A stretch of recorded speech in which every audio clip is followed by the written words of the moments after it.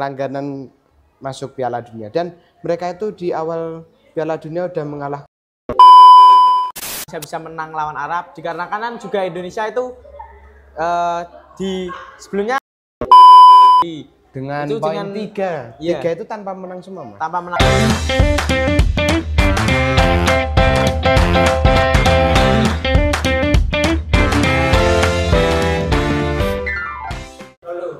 Halo guys, ketemu lagi dengan kami di Susuran Telsa TV. Di sini kita berdua akan membahas tentang permainan sepak bola yang kemarin-kemarin berjalan. Perkenalkan, nama saya Zulfikar Mahasin dan teman saya. Dan saya Rastraisan. Di sini kita akan bahas sepak bola, hasil sepak bola yang sedang hangat dibicarakan tadi malam ya, Mas. Iya. Indonesia menang dengan Arab Saudi dengan poin 2-0, dan ini pasti bukan hal yang mudah karena kita menang dari negara yang langganan masuk Piala Dunia, dan mereka itu di awal Piala Dunia udah mengalahkan Argentina, Mas. Gimana tanggapanmu tentang pertandingan tadi malam, Mas Yul? Ya, saya sungguh bangga lah Indonesia bisa menang lawan Arab dikarenakan kan juga Indonesia itu di sebelumnya ada di peringkat 6. Ya, terakhir sendiri dengan itu poin 3 itu tanpa menang semua, Mas. Tanpa menang semua. Dikarenakan kemenangan 2 gol ini Indonesia bisa jadi peringkat ketiga atas imbangnya Bahrain melawan Australia dan juga menangnya Jepang dari negara Cina ya. Dan dari pertandingan sebelumnya ini kan Indonesia kalah seri 2 sama ya, Mas, sama Bahrain itu. Kan harusnya kan 2-1 ya, Mas. Harusnya tuh gimana ya tanggapannya? Pertandingan Bahrain lawan Indonesia ini menurut saya tuh ada yang aneh dikarenakan waktu itu sebenarnya sudah selesai, tapi kenapa wasit itu tidak meniupkan peluit panjang dan juga terjadinya gol Bahrain yang jadi memperpanjang waktu melebihi waktu tambahan gitu ya, Mas ya. Jadinya kita harusnya menang jadi kalah nih, Pak.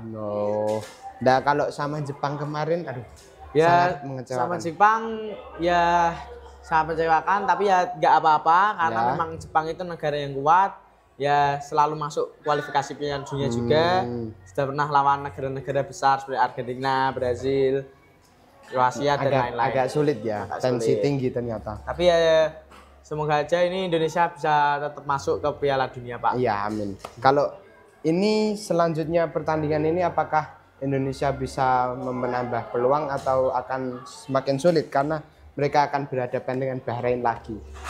Dan di kandang kita itu tentunya. Kita doakan saja yang terbaik untuk Garuda, semoga bisa melawan atas Bahrain, dan juga kan ini juga di pertandingan juga dilakukan di kandang kita sendiri kan. Ya semoga tidak ada kecurangan yang sama tidak diinginkan lagi ya. Ya bener, Pak. Ya saya yakin pasti Garuda bisa menang, juga diperkuat oleh pemain-pemain baru, pemain-pemain muda ini. Ya. Kalau tadi tentang pertandingan tadi malam ya, Mas, yang mencetak gol itu baru berumur 20 tahun dan namanya Marcelino. Iya, Marcelino Ferdinand. Berasal dari Surabaya. Dan bagaimana tanggapan Mas tentang gol pertamanya? Ya, gol pertama Marcelino itu cukup menipu Arab. Jadi kan pertama itu fake shoot dulu. Setelah fake shoot dia langsung ditendang ke arah umpan pojok dari Ragnar Mangun ya. Akhirnya dan gol, dan juga selebrasinya gol kedua itu sangat kontroversial banget ya. Karena itu bro berpikir dia adalah Ronaldo. Sangat menyala. Kalau yang gol kedua itu kayaknya gara-gara asisnya Ragnar juga ya, Mas ya. Iya juga ya. Dan dibayang-bayangin banyak orang, tapi karena blunder back Arab itu Marcelino kembali bisa ada peluang gol lah. Oh iya. Kalau menurut Mas tentang back Indonesia gimana? Back Indonesia yang dari Rizky Ridho, Jai Ijes dan Justin Hartnell. Menurut saya itu back Indonesia ini sekarang itu kuat-kuat, pertahanannya itu ketat dan kencang. Sangat kokoh ya, Mas ya. Sulit dijatuhkan. Jadi itu striker Arab tuh sampai syuting selalu diblokir, syuting tutup, syuting tutup bolanya langsung out, gitu kan main aman. Tapi hampir menit akhir itu Justin Hartnell kartu merah nih Mas. Ya, gimana itu, karena Mas? Justin Hutton ini tersulut emosi. Jadi dia tuh emosi, dia Tidak marah, bisa mengendalikan tidak gitu bisa ya. mengendalikan, mungkin ya nendang atau melakukan pelanggaran. Kalau itu bisa bermain full gitu tapi akhir-akhir itu kartu merah digantiin Ferrari mungkin ya Mas. Ya, Muhammad Iya, Ferrari. Muhammad Ferrari. Kalau tentang lini tengahnya gimana? Lini tengah cukup oke. Lini tengah itu ya bisa mengontrol bola, bisa mengondisikan bola dan juga bisa memajukan bola lah ke arah gawang, bisa membantu striker untuk ke atas gitu ya. Dan juga kan rata-rata kan gol kita kan hampir tercipta karena long ball. Oh iya, dari long ball. Build up dari bawah juga ya Mas ya. Iya, dari counter attack. Untuk kipernya gimana Mas ini? Martin Paes ini, wah. Kayak clean sheet nih. Martin Paes ya? Itu Martin Paes itu sungguh kiper yang baik dan juga hebat dikarenakan refleks dan ketangkasannya itu benar-benar tajam. Dia bisa menebak arah bola, dia bisa memberitakan kapan bola lambung itu jatuh ke arah gawang, bisa memprediksi. Jadi juga lengket nih tangan. Bola shooting tangkap itu nggak lepas atau nggak luput ya. Tapi ini lini depannya kurang untuk finishing ya, Mas, dari Rafael Strike. Itu kalau finishing kayaknya masih kurang lah, lemah ya, masih lemah ya. Ya gimana ya? Menurut saya tuh yang lini depan itu sebenarnya udah bagus tapi itu kayak syuting itu kayak masih ragu-ragu loh. Kalau ada kesempatan itu masih sebenarnya ada banyak kesempatan tapi itu nggak langsung di syuting. Kadang ada yang diumpan atau berpikir dua kali ya nggak langsung di syuting, jadi dia kadang nggak gol. Jadinya kalau main bola itu harus berpikir cepat, berpikir cepat, harus bisa mengambil keputusan yang cepat lah gimana cara mengatasi kondisi lapangan. Encer teke ngono ya Mas ya. Ya ngomong-ngomong soal bola nih ya, gimana komentarmu tentang El Clasico kemarin? Waduh, El Clasico-nya sangat plot twist banget ya Mas ya. Di kandang Real Madrid tapi Barcelona bisa menang. Ya Barcelona itu bangkit dari masa kelamnya dengan winger muda mereka Lamine Yamal dan Rafinha. Ya, Rafinha yang sangat tajam dalam melakukan counter attack itu ya. Sama pas itu Lewandowski mencetak gol juga hampir menit akhir itu. Gimana tanggapannya? Golnya keren apa gimana? Ya, menurut saya tuh Barcelona sekarang tuh sangatlah tim yang mengerikan, apalagi sekarang sudah ganti pelatih Hansi Flick, yang juga mantan pelatih Bayern Munchen. Oh iya benar. Jadi dia itu Hansi Flick ini belajar cara melatih bola. Gitu pokoknya gimana ya? Mengalirkan bolanya biar semakin strateginya itu dia tuh belajar dari Johan Cruyff. Legenda sepak bola Johan Cruyff. Di buku itu dia katanya belajar dari situ, Pak. Oh, berarti ini taktiknya hampir sama yang dulu ya, memainkan taktik. Jadi itu Hansi Flick itu belajar dari bukunya si Johan Cruyff itu, Pak. Tapi kebanyakan kayaknya taktiknya itu parkir bis, Mas ya. Tapi ya memanfaatkan counter attack gitu. Terus menggunakan jebakan offside yang baru saja dimainkan dan pas itu kayak Mbappe kecelek ngegolin itu. Jadi itu sudah selebrasi ya. Kalau nggak ada yang bisa ngejar striker yang larinya kenceng, nggak usah dikejar, tinggal dikasih jebakan offside juga bakal berhenti itu larinya. Clean sheet ya Mas, kipernya Mas 4-0. Dan juga itu Rafinha ini bisa mengontrol bola dengan sangat baik dan juga kita harus perlu tahu dia juga berasal dari Brasil, yang negara yang memang dari kecil itu sampai sudah sekarang dididik main bola. Kalau dari Rafinha itu kita lihat tadi malam di timnas Indonesia Ragnar Oratmangun hampir seperti Rafinha ya Mas. Ya hampir. Sering sprint, sering build up ke depan dan menjemput bola ke belakang juga gitu. Kalau tanggapan tadi malam tuh Kevin Verdon gimana Mas? Sangat keras banget permainannya. Maksudnya maju mundur terus itu. Sangat dia bisa nggak capek-capek. Tipsnya itu gimana Mas paling nggak? Ya saya sungguh terkesan lah karena fisik itu sangat dibutuhkan di permainan sepak bola itu. Menurut saya tuh fisiknya tuh benar-benar gila. Ya kita nggak perlu kaget juga karena latihannya yang diberi oleh Sintayong juga nggak main-main. Jadi benar-benar ngegojlok tubuh, ngajak fisik itu loh. 90 menit full Mas, bayangkan. Kalau saya yang main maju mundur itu nggak capek-capek. Saya sangat mengapresiasi. Satu babak pertama aja mungkin saya dah kelenger Mas, satu babak aja.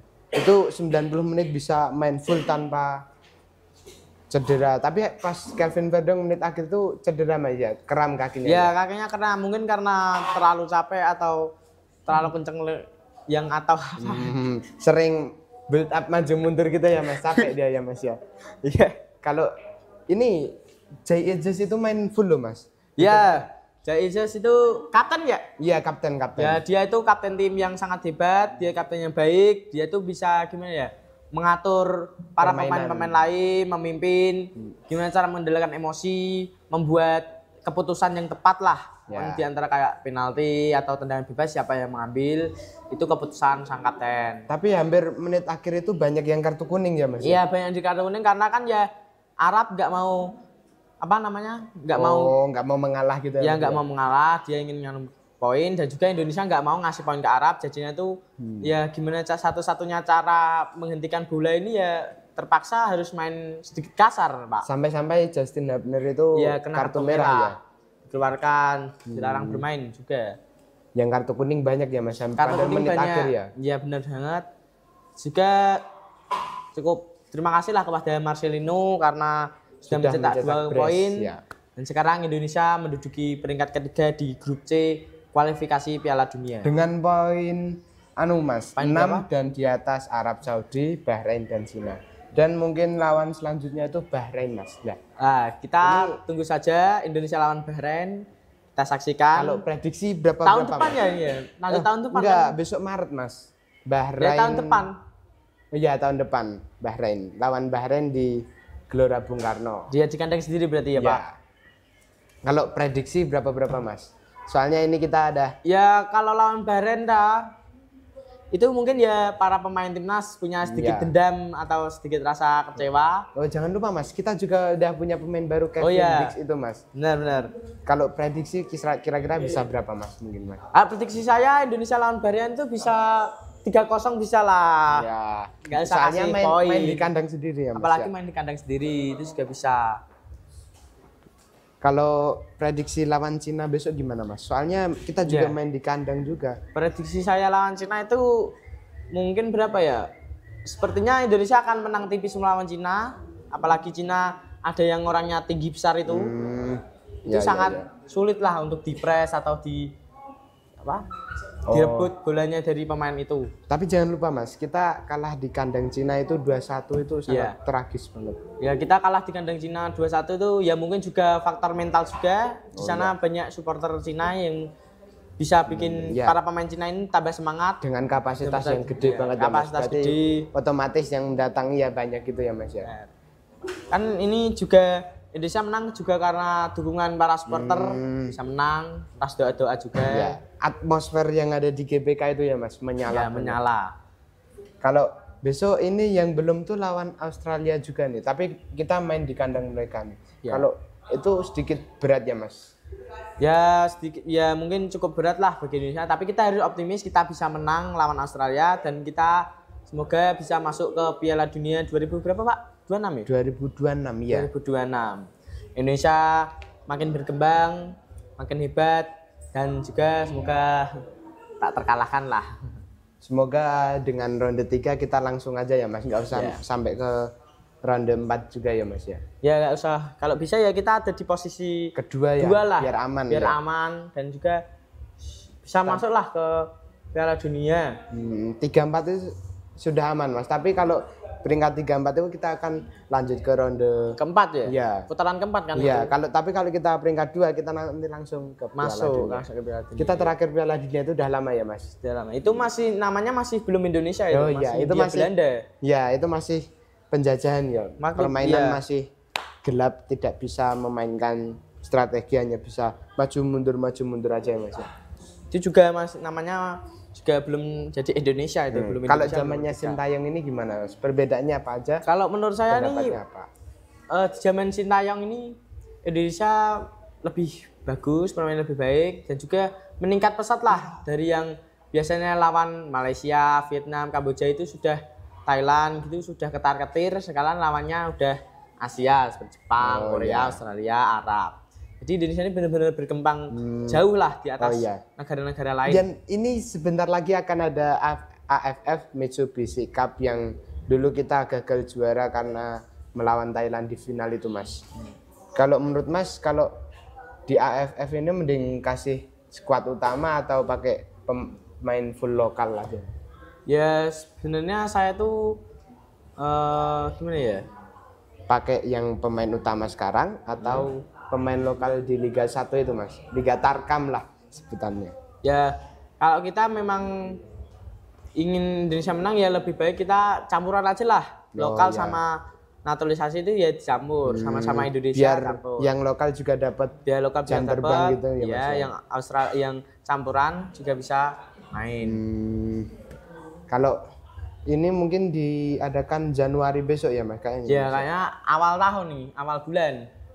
Awal tahun ya. Moga aja awal tahun full senyum ya, Mas ya. Kita menang terus kita final juara lagi. Dulu hampir juara ya, Mas ya. Oke. Cukup ya untuk pembahasan dari ini. Sekian dari kami berdua. Kami berdua. Terima kasih telah menonton. Jangan lupa like, komen dan subscribe di Susuran Telsa TV. Terima kasih telah menonton.